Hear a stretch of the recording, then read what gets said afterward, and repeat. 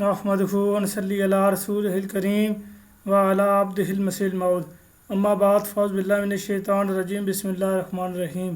سامعین کرام السلام علیکم ورحمۃ اللہ وبرکاتہ۔ خاکسار جری اللہ آپ کی خدمت میں حاضر ہے۔ جیسا کہ آپ نے تھمبنیل دیکھ لی ہے، میں آپ کو ایک کتاب کی طرف لے کر چلتا ہوں جو اس وقت آپ اپنی اسکرین پر دیکھ رہے ہیں، مقابیس المجالس۔ یہ کتاب کا میں تعارف بھی آپ کے سامنے پیش کر دیتا ہوں۔ یہ اس کا سرور کا ٹائٹل پیج ہے، اس کے علاوہ یہ بھی اس کا ٹائٹل پیج یہ بھی اس کا ٹائٹل پیج ہے۔ یہ جناب اشارات فریدی کے نام سے بھی یہ موسوم ہے۔ مقابیس المجالس ملفوظات حضرت خواجہ غلام فرید رحمۃ اللہ علیہ کا مکمل و مسند مجموعہ، جمع و ترتیب مولانا رکن الدین، تحقیق و ترجمہ مولانا الحاج کپتان واحد بخش سیال چشتی صابری۔ یہ آپ کے سامنے موجود ہے۔ یہ نیچے اس کا ناشر بھی موجود ہے۔ یہ کتاب کہاں سے پبلش ہوئی ہے یہ اس وقت آپ اپنی اسکرین پر دیکھ رہے ہیں۔ اس کتاب کے صفحہ نمبر چلتے ہیں 139 پر، دیکھتے ہیں وہاں پر کیا بات بیان کی ہوئی ہے۔ یہ آپ دیکھیں جی، لکھا ہوا ہے جواز سماع احادیث نبوی صلی اللہ علیہ وسلم کی روح سے۔ لکھا ہوا جی صفحہ نمبر 139 ہے، قرآن عظیم کے بعد دوسری چیز جس پر ایمان کا دار مدار ہے حدیث نبوی صلی اللہ علیہ وسلم ہے۔ احادیث میں کثرت سے سماع کی حلت جائز ہونا کا ثبوت موجودہ، نیز بعض احادیث میں اس کی مذمت بھی آئی ہے، لیکن محدثین کے نزدیک یہ احادیث غیر معتبر اور موضوع جعلی ہیں۔ اس کی تفصیل آئندہ اوراق میں آ رہی ہے۔ اس وقت قارئین کرام کے سامنے وہ احادیث نقل کی جاتی ہیں جو سیاستہ میں درج ہیں اور جن کی صحیح ہونے میں کسی مذہبی فرقہ کے لوگوں کو اعتراض نہیں۔ صحیح بخاری میں ربی بنت معوذ بن عفرہ سے روایت ہے کہ جب میری شادی ہوئی تو حضرت صلی اللہ علیہ وسلم تشریف لائے۔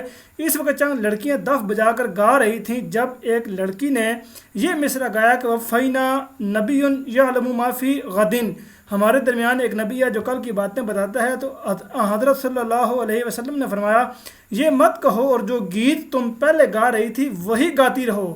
اب غور کا مقام ہے کہ اگر قرآن شریف کی آیت میں لفظ الحدیث سے ہر قسم کا گانا ہوتا تو آپ اس شادی کی مجلس میں گانا کیوں سنتے رہتے؟ اس شادی کی مجلس میں گانا کیوں سنتے رہتے؟ نیز آپ کے دف کے ساتھ گانا سننے سے سماعت بالمزامیر بھی جائز ہو جاتا ہے، کیونکہ دف بھی تو آلات غنا میں سے ایک آلہ ہے، چنانچہ یہ حدیث سماع بالمزامیر کی کھلی دلیل ہے۔ اس کے علاوہ صفحہ نمبر 141 پہ چلتے ہیں، وہاں پر کیا بات بیان کرتے ہیں یہ مصنف۔ یہ آپ کے سامنے یہ صفحہ نمبر 141 موجود ہے، یہ اس کتاب دیکھ رہے ہیں۔ اس میں کیا لکھا ہوا جی؟ لکھا ہوا جی ایک حدیث میں آیا ہے کہ حبشی لوگ مسجد نبوی میں گا رہے تھے، دف بجا رہے تھے، ناچ رہے تھے۔ حضرت صلی اللہ علیہ وسلم نے حضرت عائشہ رضی اللہ تعالیٰ عنہ کو اوپر اٹھا کر یہ تماشا دکھایا۔ اس حدیث کی روح سے بھی مسجد میں گانا، باجا بجانا اور ناچنا جائز ہوا، یعنی رقص کرنا۔ نعوذ باللہ من ذالک۔ یہ دیکھیں کس طرح یہ نکالیں کہ مسجد میں گانا بجانا بھی جائز ہے، ناچنا بھی جائز ہے، دھمالے ڈالنا بھی جائز ہے، سب کچھ ہی جائز ہے۔ یہ دیکھیں جی مسجد میں یہ بریلوی حضرات یہ درباروں میں کیا کام کرتے ہیں، تو ان کے پیروں فقیروں نے ان کو اجازت دی ہوئی ہے کہ آپ لوگ جناب یہ کریں، اور کس کس احادیث انہوں نے غلط استنباط نکال کے عوام الناس کو، لوگوں کو گمراہ کیا ہے۔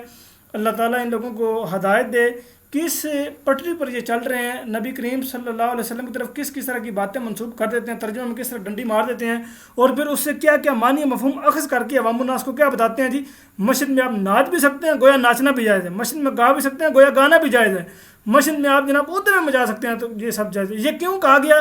یہ صرف اپنے جو یہ درباروں پر یہ دھمالے ڈالتے ہیں اس کے دفاع کے لیے مسجد کے اندر بھی گانے چلوا دیے۔